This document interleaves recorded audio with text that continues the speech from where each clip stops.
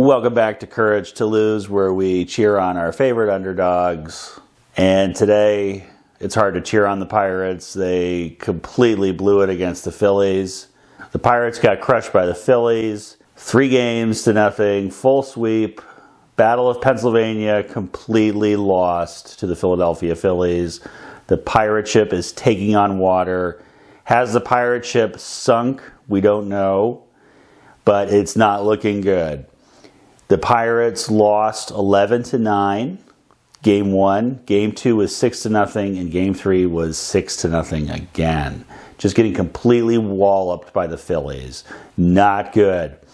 Now, if we look at what the Pirates have been doing lately, their last 3 series, they lost the series to the San Francisco Giants. They recovered by winning the series against the Colorado Rockies. But you really have to do that, let's be honest. And then they got completely swept by the Phillies. Now they're coming up against the Cardinals. They're going to be at St. Louis tomorrow. So can they recover? The pirate ship has been struck by a cannonball. It's taking on water. Has it sunk, or can the damage control team repair the hole so that the pirate ship can stay afloat? We will find out against the St. Louis Cardinals.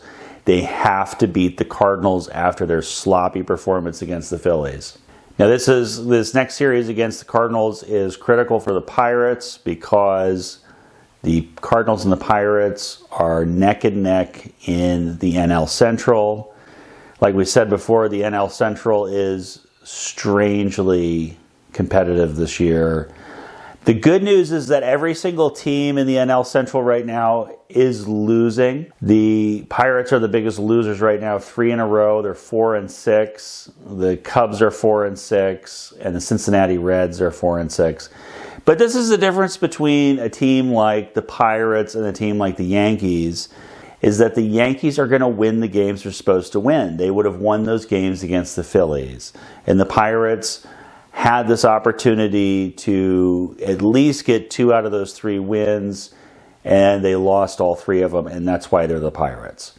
Had they won those 3 games against the Phillies, they would be nudging up against the Chicago Cubs for second place, but of course they get so close to the mountaintop and then they fall down. Fortunately, the Cincinnati Reds are still hemorrhaging. They've lost 2 in a row. Their differential's at -35. They're 4-6 in their last 10. There's one team in the NL Central that's super hot right now, and that's the Milwaukee Brewers. They're 8-10.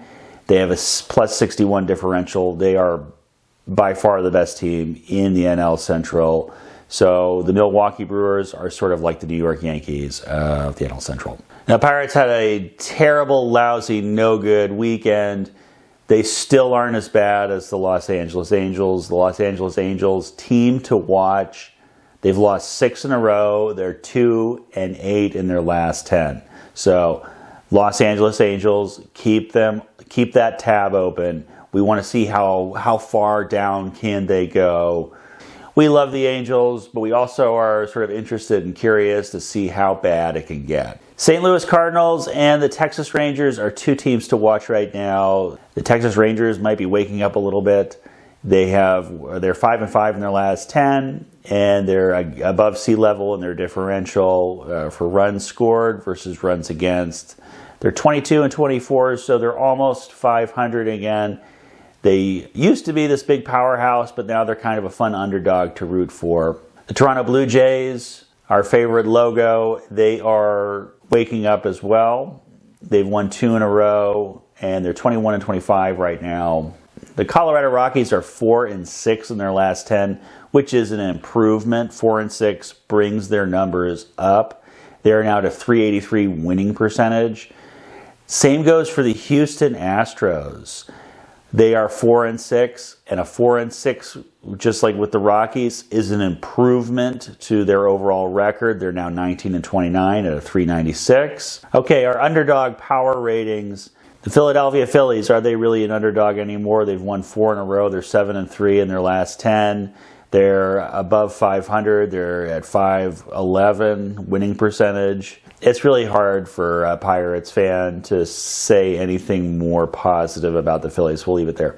The Tigers lost 2 in a row, unfortunately. That brings them down to 20-27, .426 winning percentage. They're 2-8 in their last 10, so that does hurt. The Detroit Tigers have been playing like the Colorado Rockies. We make fun of the Colorado Rockies because it would just be cruel to make fun of the Los Angeles Angels.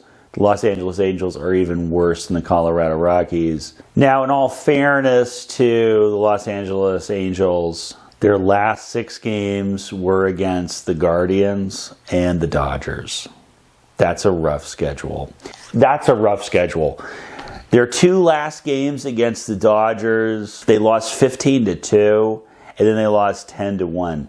I really feel like the MLB at some point needs to bring back the under 12 rule, where if the batters go through the whole lineup, then it just counts as an inning and then you move on to the next inning.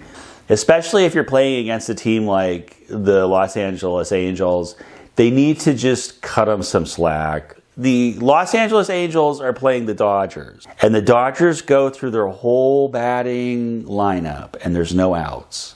Just switch the innings. You need to bring back that under 12 mercy rule for the MLB.